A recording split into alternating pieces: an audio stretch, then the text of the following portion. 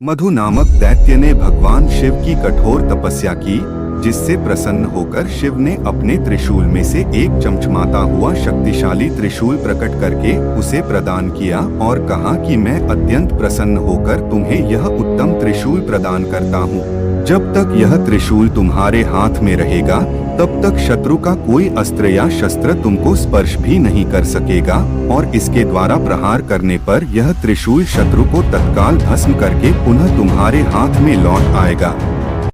धार्मिक धन्ना प्रेजेंट्स रामायण। आगे कथा में हम देखते हैं कि महर्षि च्यवन अपने साथी ऋषिमुनियों के साथ महाराज राम से सहायता मांगने आते हैं। वह बताते हैं कि हे राजन, हम पर घोर संकट आया है। तीनों लोकों में आप ही हैं जो हम ऋषि मुनियों पर आए इस संकट से हमारी रक्षा कर सकते हैं। तब महाराज राम कहते हैं, अवश्य हम प्रतिज्ञा करते हैं कि हम उस संकट का समूल नाश कर देंगे। आप निर्भय होकर हमें संकट का कारण बताइए। तब महर्षि बताते हैं कि हमारे संकट का मूल कारण है मथुरा का अत्याचारी राजा लवणासुर। वह भयानक राक्षस प्रतिदिन बहुत से साधु सन्यासियों को खा जाता है, जिसके कारण यमुना तट पर तपस्या करने वाले ऋषियों की बस्तियां उजड़ गई हैं। उनके भय से पीड़ित हुए ऋषि अनेक राजाओं के पास जाकर अपनी रक्षा की भीख मांग चुके हैं, परंतु अब तक हमें कोई सुरक्षा नहीं मिली है। उसके पास भगवान शिव जी का दिया हुआ त्रिशूल है, जिससे सभी डरते हैं, क्योंकि भगवान शिव का वरदान है कि जो शत्रु उस त्रिशूल के सामने आएगा वह उसी समय जलकर भस्म हो जाएगा। तब श्री राम पूछते हैं कि भगवान शिव ने उसे वह त्रिशूल क्यों दिया। तब महर्षि बताते हैं, भगवान शिव ने वह त्रिशूल उसके पिता को दिया था। उसका पिता मधु नाम का दैत्य था, जो देवताओं का मित्र, ब्राह्मण भक्त और बड़ा उदार दानी था। उसने भगवान शिव की कठोर तपस्या की, जिससे प्रसन्न होकर शिव ने अपने त्रिशूल में से एक और चमचमाता हुआ शक्तिशाली त्रिशूल प्रकट कर उसे प्रदान किया और कहा कि मैं अत्यंत प्रसन्न होकर तुम्हें यह उत्तम त्रिशूल प्रदान करता हूँ। जब तक यह त्रिशूल तुम्हारे हाथ में रहेगा तब तक शत्रु का कोई भी अस्त्र या शस्त्र तुमको स्पर्श भी नहीं कर सकेगा और इसके द्वारा प्रहार करने पर यह त्रिशूल शत्रु को तत्काल भस्म करके पुनः तुम्हारे हाथ में लौट आएगा। तब राक्षस मधु ने कहा, हे प्रभु, मेरे बाद भी यह त्रिशूल सदा के लिए मेरे वंशजों के पास भी इसी प्रकार रहे, ऐसा भी आशीर्वाद दीजिए। तब भगवान शिव कहते हैं, यह त्रिशूल सदा के लिए तुम्हारे वंश में नहीं रह सकता, यह संभव नहीं है, परंतु तुम्हारी प्रार्थना पर हम इतना वरदान देते हैं कि तुम्हारे अतिरिक्त यह केवल तुम्हारे एक पुत्र के पास रहेगा। उसके बाद राक्षस मधु ने उस दिव्य त्रिशूल की सहायता से मथुरा में अपना राज्य स्थापित किया, लेकिन उसका पुत्र लवणासुर बड़े भयंकर स्वभाव का और दुष्ट प्रकृति का निकला। ऐसे महापापी पुत्र को प्राप्त करके मधु दैत्य अत्यंत दुखी हुआ और अंत में वह अपना राज्य छोड़कर समुद्र में समा गया। तब से मथुरा पर लवणासुर का राज्य है। उसके अत्याचारों से चारों तरफ हाहाकार मचा हुआ है, परंतु उस दिव्य त्रिशूल के कारण कोई उसे टक्कर लेने का साहस भी नहीं करता। इसलिए हे राम, हम आपकी शरण में आए हैं, परंतु हम यह भी कहते हैं कि वचन देने से पहले यह सोच लें कि लवणासुर से टक्कर लेना अपने प्राणों को दांव पर लगाना है। तब श्री राम मुस्कुराते हुए कहते हैं, रघुवंशी शरणागत की रक्षा के लिए अपने प्राणों की भी बलि देने से संकोच नहीं करते। ऋषिवर, अब आप निश्चिंत हो जाइए। फिर श्री राम राजकुमार शत्रुघ्न से कहते हैं कि हम तुम्हें मथुरा के राजा लवणासुर के अत्याचारों से धरती को मुक्त करने का कार्य सौंपते हैं। जिसके बाद श्री राम शत्रुघ्न को मथुरा का राजा घोषित कर उनका राज्य अभिषेक करते हैं। शत्रुघ्न सेना सहित मथुरा के लिए रवाना हो जाते हैं। आगे हमें लवणासुर का राज दरबार दिखाया जाता है, जहां अनेक साधु सन्यासियों को बंदी बनाकर उसके सामने पेश किया जाता है। लवणासुर सेनापति से उनका दोष पूछता है तो सेनापति कहता है, महाराज, हमें सूचना मिली थी कि राज्य की पूर्वी सीमा पर यह साधु सन्यासी बहुत बड़े यज्ञ का आयोजन कर रहे हैं, इसलिए हमारे सैनिकों ने वहां जाकर यज्ञ को विध्वंस कर डाला और इन सबको बंदी बनाकर दरबार में ले आए, जिससे कि आप इन्हें उचित दंड दे सकें। तब लवणासुर उन साधुओं से कहते हैं कि क्या तुम्हें यह ज्ञान नहीं था कि हमारे राज्य में वैदिक पूजा करना मना है? यज्ञों का आयोजन करके देवताओं से शक्ति प्राप्त करना और उन शक्तियों का संग्रह करना सबसे बड़ा पाप है। फिर भी तुमने हमारे राज्य में यह पाप करने का साहस क्यों किया? तब एक ऋषि कहता है कि हे राजन, पाप हमने नहीं किया, हमारे धर्म के मार्ग में बाधा डालकर पाप तो तुम कर रहे हो। तब लवणासुर कहता है कि हमारे राज्य में हमारे अलावा किसी भी भगवान की पूजा नहीं होगी, यहाँ के एकमात्र भगवान हम हैं।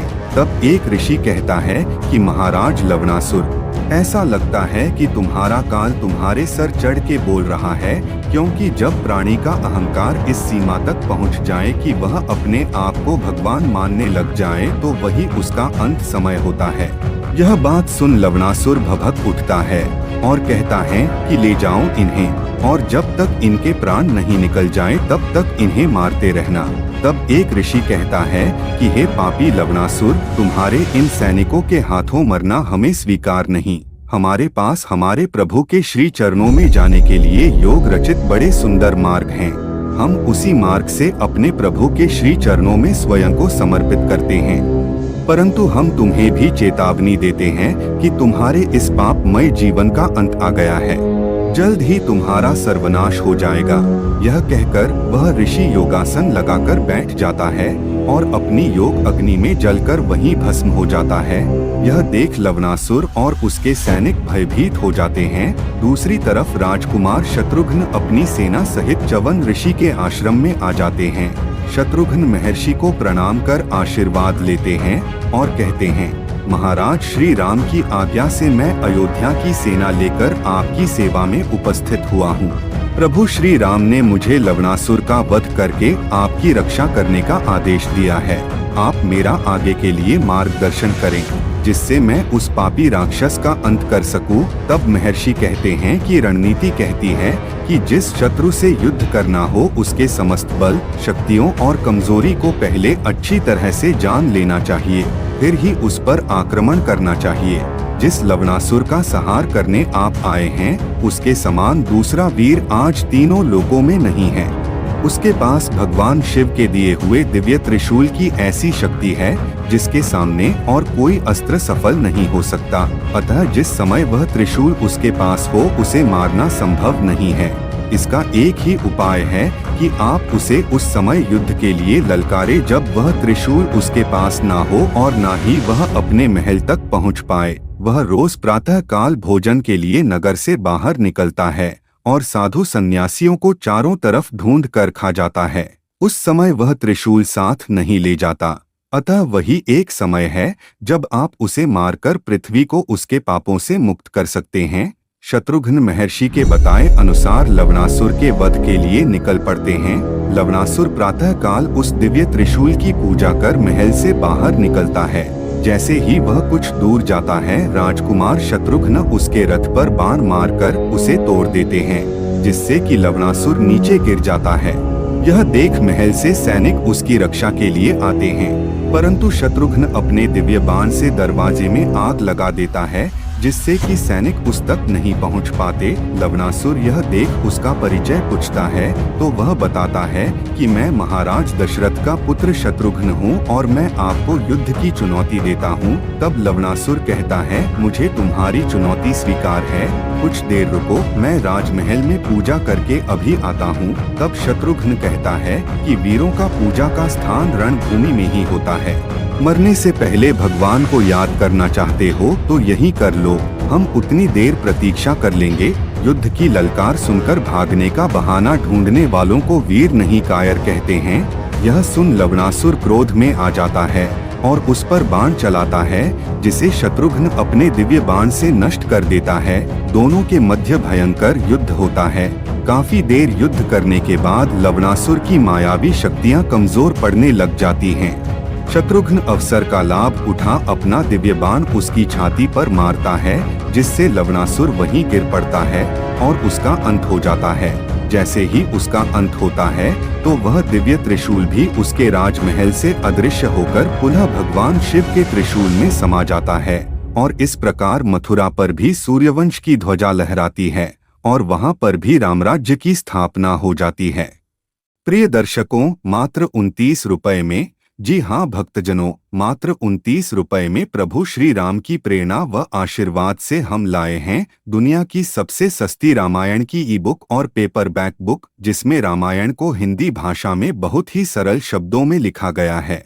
यह बुक निश्चित रूप से आपको प्रभु श्री राम के आदर्श जीवन से जोड़ देगी। तो अभी नीचे दिए गए डिस्क्रिप्शन या कमेंट बॉक्स में दिए गए लिंक पर जाकर अपनी ई बुक या पेपरबैक बुक पाएं और अपने खाली समय का उपयोग अपने फोन में रामायण ग्रंथ को पढ़ने में करें।